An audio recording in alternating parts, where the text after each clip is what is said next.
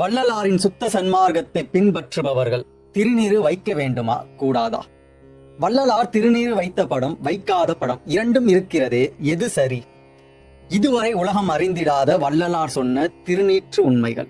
முழுமையான விளக்கம். திருநீற்றை பற்றி புனையப்படும் பொய்களும் புரிய வைக்கும் மெய்களும். வள்ளலாரும் திருநீரும் சில காலமாக நீடிக்கும் குழப்பத்தின் உண்மை தெளிவு என்ன என்று இந்த பதிவில் விளக்கமாக பார்க்க போகின்றோம்.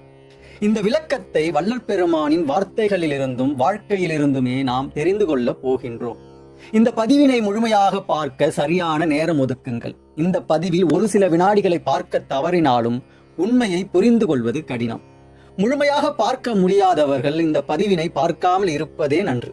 திருநீறு பற்றி வள்ளல் பெருமான் பாடியது போல் யாரும் பாடியதில்லை. முதல் திருமுறையிலிருந்து 6ஆம் திருமுறை வரை வள்ளல் பெருமான் திருநீறு பற்றி பாடியிருக்கின்றார். அவருடைய உபதேசங்களிலும் திருநீறு பற்றி கூறியிருக்கின்றார். அவருடைய வரலாறு முழுக்க திருநீறு கொடுத்து நோய் தீர்த்த அற்புதங்கள் அதிகம். இதுபோல் யார் வரலாற்றிலும் இத்தனை திருநீறு அற்புதங்கள் இல்லை. அப்படி இருந்தும் வள்ளல் பெருமான் ஒரு குறிப்பிட்ட காலத்திற்கு பிறகு திருநீறு அணியவில்லை. அது ஏன்? தான் திருநீறு அணியாவிட்டாலும் கடைசி வரை சித்தி வளாகத்தில் இறைவனோடு இரண்டர கலப்பதற்கு சில நாட்களுக்கு முன்பு வரை மற்றவர்களுக்கு திருநீறு கொடுத்து நோய் தீர்த்தார். அது ஏன்? 4ஆம் திருமுறையிலேயே தான் திருநீறு அணியாததன் காரணத்தை கூறும் வள்ளல் பெருமான் 6ஆம் திருமுறை வரை திருநீற்றை சிறப்பித்து கூறுகின்றார். அது ஏன்?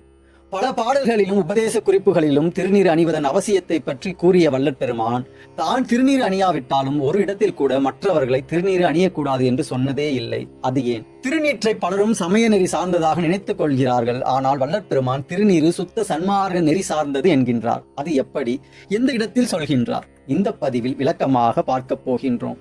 இந்த பதிவினை முழுமையாக பார்த்தால் திருநீறு பற்றி மட்டுமல்ல, சுத்த சன்மார்க்கம் என்றால் என்ன என்பதும் நன்கு விளங்கும். சுத்த சன்மார்க்கம் என்பது பேரறிவை நோக்கிய பயணம். அந்த பயண பாதையானது அறிவு என்னும் கயிற்றின் மேல் நடப்பது போன்றது.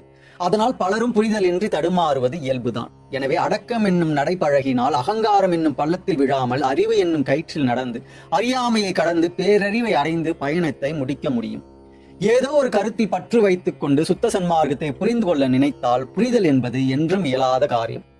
நாம் கற்ற எந்த விடயத்திலும் பற்று இல்லாமல் கற்றது அனைத்தையும் ஓரம் வைத்துவிட்டு உண்மையை தெரிந்து கொண்டால் போதும் என்ற தேடல் உள்ளவர்களாலே சுத்த சன்மார்க்க உண்மையை புரிந்து கொள்ள முடியும். கருத்து பற்று உடையவர்களுக்கு அவர்கள் வைத்துக் கொண்டிருக்கும் கருத்து பற்றே மறைப்பை உண்டாக்கி உண்மையை தெரிந்து கொள்ள முடியாமல் மேலும் அழுத்திவிடும். அதனால் திருநீற்றின் மேல் உள்ள விருப்பை நீக்கிவிட்டு இந்த பதிவினை பார்த்தால் மட்டுமே உண்மை புரியும்.